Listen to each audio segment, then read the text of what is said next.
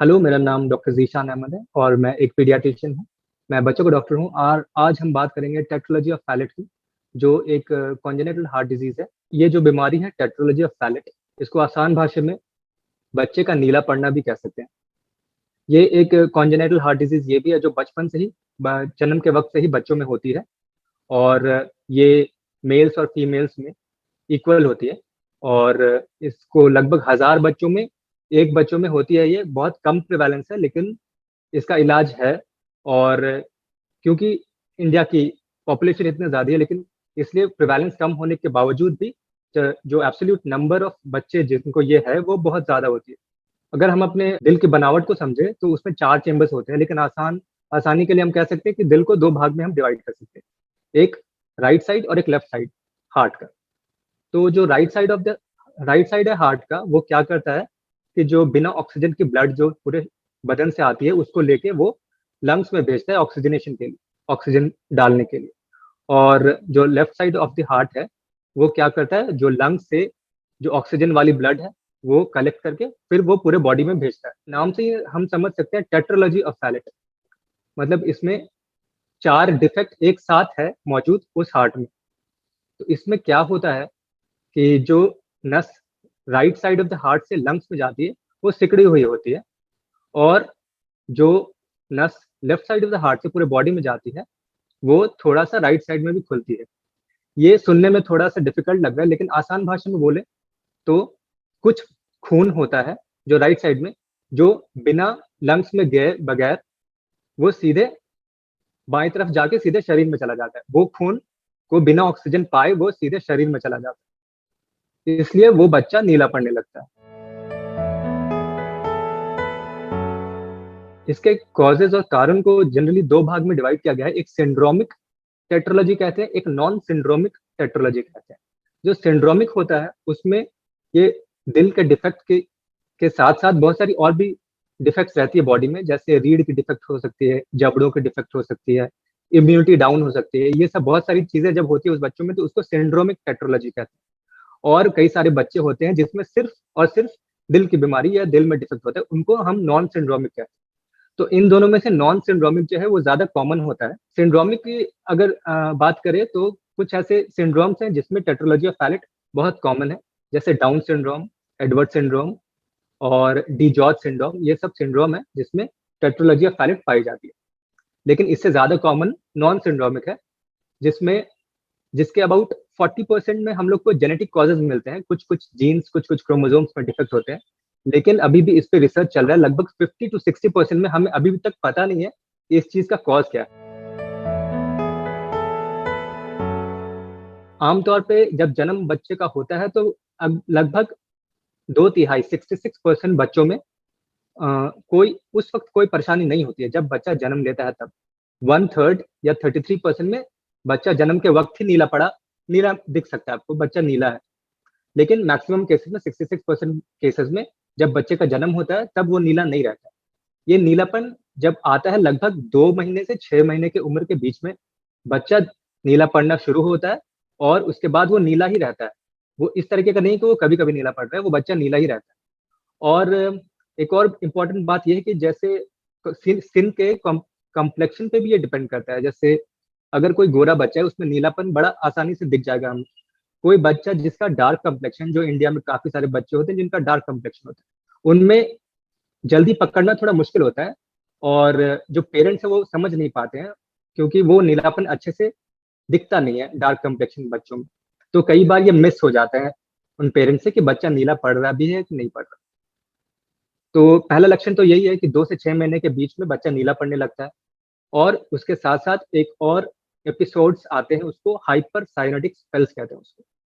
इसमें क्या होता है कि जो बच्चा कम नीला है, वो जैसे सुबह उठता है या उसको भूख, उसको पेट दर्द होता है, तो बच्चा जब ज़ोर से रोता है, किसी भी वजह से जब बच्चा रोता है, तो वो और ज़्यादा नीला पड़ जाता है। नीलापन जो उसका बेसलाइन नीलापन तो वो नीला रहता ही है, लेकिन रोने से वो और ज़्यादा नीला पड़ जाता है और वो इतना ज़्यादा नीला पड़ जाता है कि कभी-कभी वो बेहोश हो जाता है और कभी-कभी उसको दौरे आ जाते हैं और कई बार उस दौरान ही बच्चे की मौत भी हो जाती है।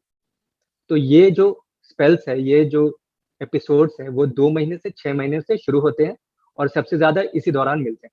और कुछ बच्चे होते हैं, स्टेबल रहते हैं और 6 महीने के बाद वो आते हैं हमारे क्लिनिक्स में, या कभी-कभी 4-5 साल में भी आते हैं हमारे क्लिनिक्स में।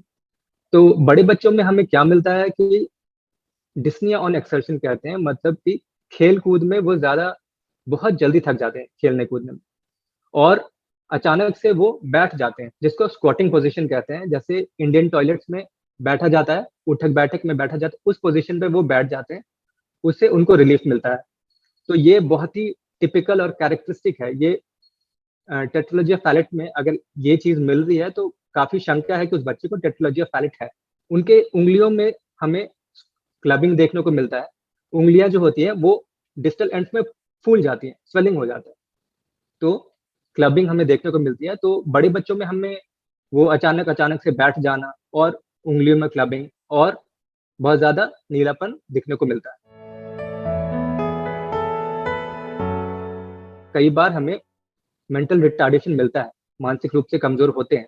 लेकिन जो ज़्यादा कॉमन है नॉन सिंड्रोमिक, उसमें सिर्फ़ दिल की बीमारी होती है और वो मेंटली ठीक होते हैं, बाकी बच्चों की तरह उनकी आईक्यू होती है।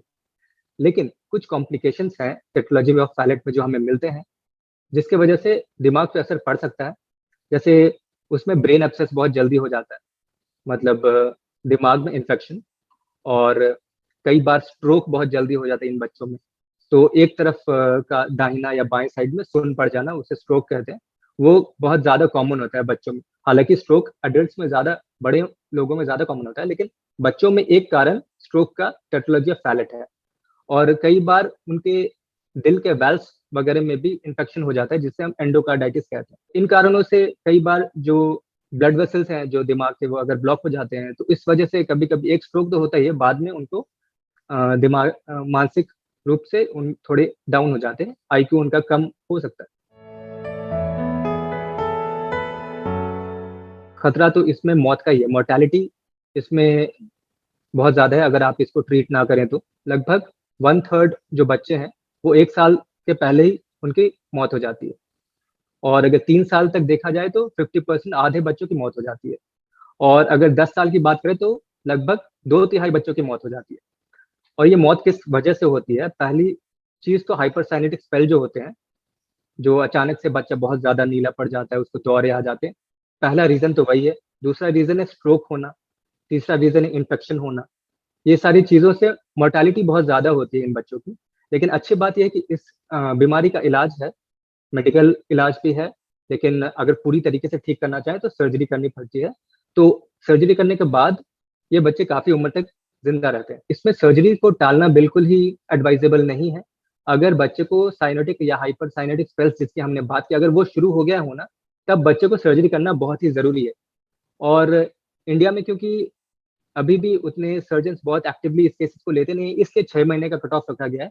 वरना और जो एक्सपर्ट सर्जन्स हैं, इंडिया में भी हैं, कुछ बाहर भी हैं, वो तो 3-4 महीने में भी इस टेट्रोलॉजी की सर्जरी कर देते हैं। क्योंकि अगर सर्जरी ना किया जाए तो जान का खतरा हर साल दर साल बढ़ता ही रहता है। और जैसे हमने बताया कि अबाउट 10 साल तक तो लगभग 66% बच्चों की मौत ही हो जाती है, और 5-6 साल और जोड़ दें तो लगभग बिना सर्जरी के सारे बच्चों की मौत हो जाएगी। ट्रीटमेंट की बात करें हम टेट्रालॉजी ऑफ फैलेट के, तो हम इसको 2 भाग में डिवाइड कर सकते हैं, एक मेडिकल मैनेजमेंट और एक सर्जिकल मैनेजमेंट। तो मेडिकल मैनेजमेंट में हम क्या करते हैं कि हम जो हाइपरसाइनेटिक स्पेल्स है, जब वो होता है तो हम उसका इलाज करते हैं, कि ऐसी कुछ दवाइयाँ हैं जो हाइपरसाइनेटिक स्पेल को रोक देती हैं। और इन बच्चों में अनीमिया बहुत ज़्यादा होता है, आयरन की कमी बहुत ज़्यादा होती है, तो वो सारी दवाइयाँ हम देते हैं। और एक बीटा ब्लॉकर नाम की दवाई होती है, प्रोप्रानोलॉल, वो देने से ये साइनेटिक स्पेल्स जो होते हैं, वो कम हो जाते हैं। दवाइयों से हम इनका बस सिम्प्टोमेटिक इलाज कर रहे हैं, जड़ से इस बीमारी को हम खत्म नहीं कर पा रहे। इसका अगर पूरा इलाज है तो वो सर्जरी ही है, और सर्जरी डिपेंड करता है कि बच्चे की उम्र कितनी है और बच्चे का वज़न कितना है, और आप जिस सर्जन से इलाज करा रहे हैं, उसकी एक्सपर्टाइज़ कितनी है।